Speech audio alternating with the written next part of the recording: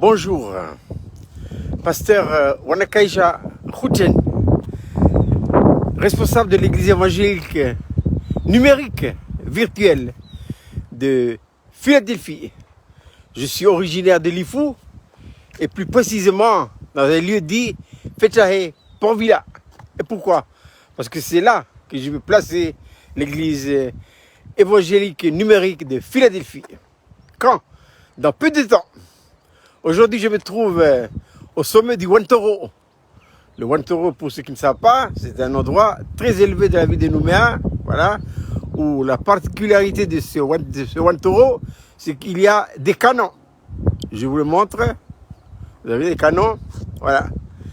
Il y a un canon qui est là, il y a un autre qui est un peu au-dessus là-bas, et puis un autre de l'autre côté, voilà.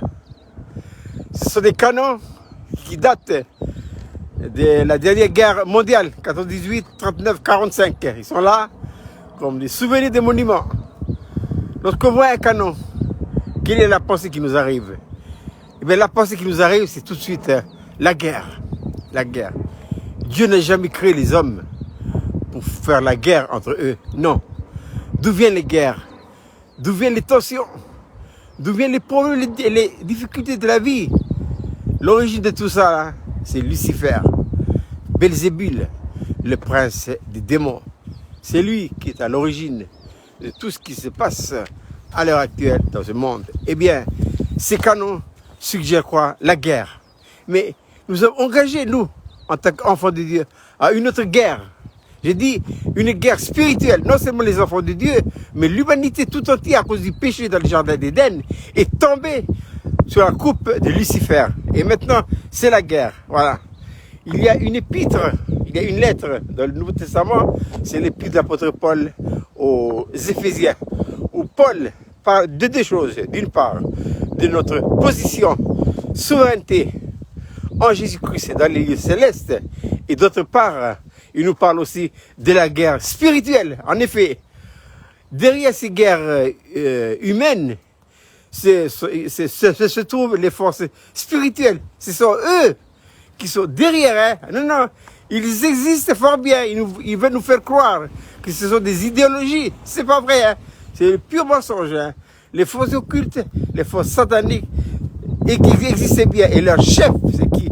Satan, Lucifer, Belzébul, prince des mouches, prince des démons. Vous voyez là, il y a un canon qui est là et un autre qui est là-haut. Donc, en tant qu'être humain, nous sommes engagés dans une guerre spirituelle. Mais à tous les coups, on est perdant. Hein? Ah oui, c'est une guerre spirituelle. L'ennemi se faufile, il est invisible.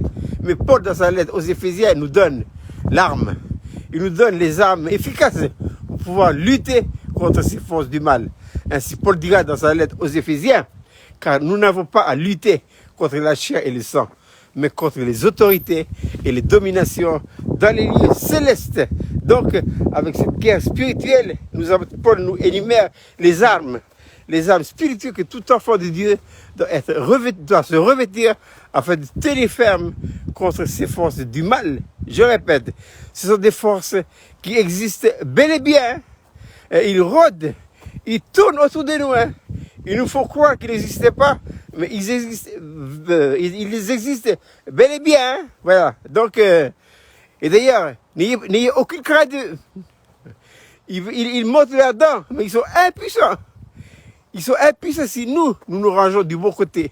Quel est le meilleur côté pour les vaincre, pour les écraser? C'est le côté de la croix. Jésus n'a-t-il pas dit à ses disciples, dans Luc chapitre 10, versets 19 et 20, « Voici, je vous ai donné le pouvoir de marcher sur les serpents, sur les scorpions et sur toute la puissance de l'ennemi. Et rien ne pourra vous nuire. » C'est une promesse formelle que Dieu nous a donnée. Mais maintenant, il y a des conditions. La première condition, il faut d'abord naître de nouveau. Voilà. Qu'est-ce que la nouvelle naissance? C'est l'acceptation en soi d'une seconde vie, c'est la vie de Dieu. Deuxièmement, il faut passer par l'expérience de Hébreux 12, séparation de l'esprit et de l'âme. Et troisièmement, il faut une vie de foi et une vie d'autoconsécration.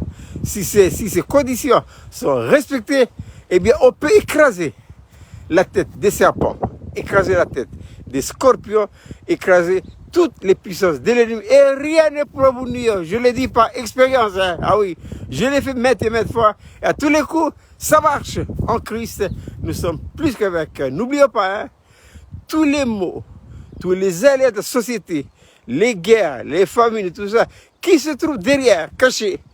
Ce sont les forces du mal, ce sont les forces occultes. Mais en Christ, nous sommes plus que vainqueurs. Alors, que faut-il faire pour pouvoir manier efficacement ces armes? Il faut maintenir sa position. Dieu nous a donné en Christ une position spirituelle élevée là-haut, dans les lieux célestes. C'est Paul qui le dit dans sa lettre aux Éphésiens.